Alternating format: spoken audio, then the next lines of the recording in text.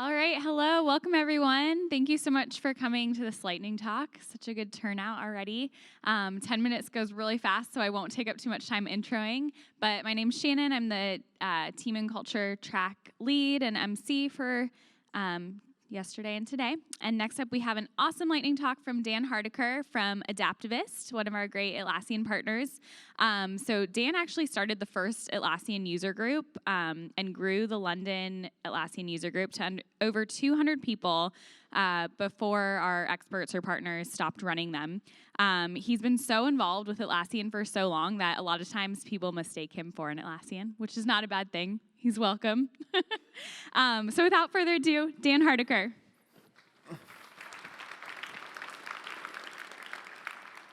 Okay, so we only have 10 minutes. This is a bigger talk, so I apologize for going quickly. I'll try and speak clearly, but I can't speak slowly, because this is about going fast, which is what Agile does for you, but it's retrospectives what get you to go faster. So first off, why am I talking about this? Well, my interest is because I'm passionate about teams and community. I've built a community of a team at Adaptavist. I also help give back and mentor other organizations on exactly the same. You should all be doing the same. I also build teams wider through DevOps, which is a Java developer conference, teaching thousands of people around the world. I'm primarily involved in Belgium and the UK. And the next generation are coming up behind us quite quickly, which is why I help with DevOps for Kids. You might also find me falling off roller skates every now and again. But let's start off with what are we doing? Why are we doing this? And what is a retrospective? Well, it's a chance to take a step back. It's a safe harbor, and you can reflect on the things you've been doing, but it's also a barometer for the health of your team. The communication and its effectiveness internally, the communication externally, which is usually done through transparency. It's the efficiency and the effectiveness of what you're doing through measurements, and seeing how reactive you are to change and disruption and things that do just happen. But the purpose of a retrospective is to foster a desire for improvement and a culture of introspection. That consistent change as business as usual is throughout Agile, and so you should be using that as well within your own teams. It's to increase empowerment and reduce frustration, and that happens a lot when you see high-performing teams as the mastery, autonomy, and purpose, but that's commonly within Scrum and Agile teams, but really this can apply to any team that has a degree of autonomy or control over their own processes. This can work equally as well in business as it does inside of tech. I often get asked, well, how often should you be running a retrospective? And the answer really is it depends, which is a horrible answer, but it does really depend. 30 minutes every other sprint isn't uncommon and is fine. What really matters is that you do them and you defend them. But let's get on to the interesting bit, which is the rules. And I've heard lots of different rules, but there's only one rule I care about, and it's this. It's the Prime Directive that came from Norm Kurth. We read this out at the beginning of every retrospective.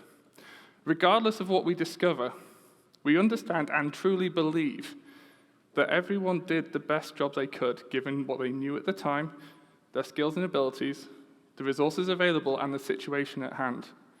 This is not about the blame game. It's not about finding fault. Again, this is about improvement. So we need to detach personalities from this. Given I've only got 10 minutes here, and the scope we've just defined as 30 minutes, you have to be careful about what you bring into the room. So don't dwell on things that you can't change or improve. Take offline the one-offs that you can't plan for, or things that are unlikely to occur. That geological disaster that had an impact on you somehow, or the merger or acquisition that your business just went under. You can move that out. You need to deal with those and be able to cope with them, but your retrospective isn't the place for that. What you want to focus on is the increment, the code or features that you've included, but not just that, the process itself and the other processes that you've been involved with. The external factors that hit you, like support, distractions, micromanagement. We all know Agile solved all of those, right? But you need to be able to discuss how they affected your performance. Again, back into the context of, did they affect your communication? Did they affect your efficiency, etc.? But remember, this is about change, and change has to be positive. So posit questions positively. I had to rehearse that. What went well? What could we do better? Don't ask what sucked, who screwed up, what was useful, what could be more useful. Get people into the frame of mind of thinking how we can be better. But no matter how hard we try, sometimes things go wrong, and sometimes you can predict things definitely going wrong. I don't have an after picture, but I would love one of this. Anyway, this is my sin.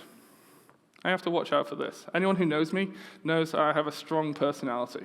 It's very easy for me as a co-founder or as someone who's experienced or for someone that other people look up to use my privilege effectively to beat a conversation down a path that I've predetermined. And that's no good in a retrospective because they're not learning, I'm just speaking. So senior people, avoid driving the conversation. In fact, the more you have to say, the later in the retrospective you get to speak. I want the junior who's only got one thing to say to stand up and speak first. I want to be measured on how little I have to say and how well the team is supporting itself. And that grows over the cadence of how much leadership the people in those roles should be taking. Be careful about dismissing opinions. Assume that every suggestion is valid before dismissing it. No matter how much you react and recoil from an idea, just try arguing for 10 seconds for it, and then see where you sit. It still might be a crazy idea, but at least you've tried to extend your perspective to a different point of view. Fairly consider everything and watch out for your bias. Don't get stuck into a routine. This one's really easy to do. And support different ways of communicating. Not everyone is comfortable standing up and putting a sticky note on a wall. Not everyone is comfortable talking openly about a problem because of diversity issues, or anything else for that matter. Ultimately, support other ways of getting information across. But because we can really reduce the value. We can rush them, which leads us to undermining the importance of them. How often have I heard someone say, we're too busy to do a retrospective this week, let's do it next instead. If you're in that position, this is the week you do a retrospective to get out of that position next week. And by fewer people attending because they're not important, you neglect the output because people aren't invested. And it happens the opposite way around when you mandate them and you have people sat there on their phones and on their computers and then they're not in the room, they're just physically there. Same thing happens. Ultimately, you should get out as much as you put in. So either you're not putting enough in, or you should be angry. To use another context, tell a salesperson yes to their first offer, and they're angry. Why? Because there's another $5 left on the table. Probably, maybe. There was no negotiation. A salesperson is measured by value of how much they put on that contract. And if they could have got more, they've left opportunity on the table. Our opportunity is efficiency and effectiveness and being better than the competition. That includes how much work we're doing and getting better each time. If we've left opportunity late on the table to improve, we should be angry we didn't. So how do we improve? How do we power up? So, leadership. I mentioned this before. As leaders, you're there to make yourself redundant. You're there to support and grow your team. As team leads, you should be creating team leads behind you, and you do that through empowering. You can deal with that through diversity, and diversity, as Mike talked about yesterday, is diversity of thought. It's diversity of experience, and that comes in all forms, not just the stereotypical ones that get spoken about. Diversity of experience. If you don't have juniors in the room, you have no one to hold you to account. Make sure you're rotating your roles around. And this one's important. Be uncomfortable. Otherwise, you're just creating the new rhythm of the things that are going to be habits tomorrow. You want to be okay with failing, but you want to make sure that if you fail, that it's not fatal. The impact of failure is important, but if it always works and you stop making change, you'll stall and you'll stop. And then 6 months' time, this is the way we do things. 5 minutes at the end of every retrospective, we hold dear to look at the retrospective we've just done and the retrospective we've done recently. Not unlike this. See if you could have done something better, something different. It gets a bit recursive, hence Inception.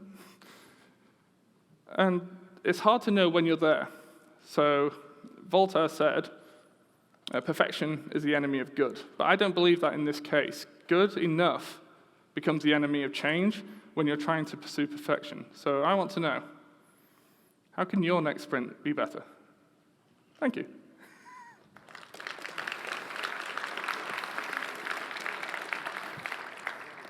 That was awesome. Thank you so much, Dan. We're out of time for questions, but I'm sure if you go outside, he would be happy to answer anything you have. Enjoy the rest of the talks today. Thank you.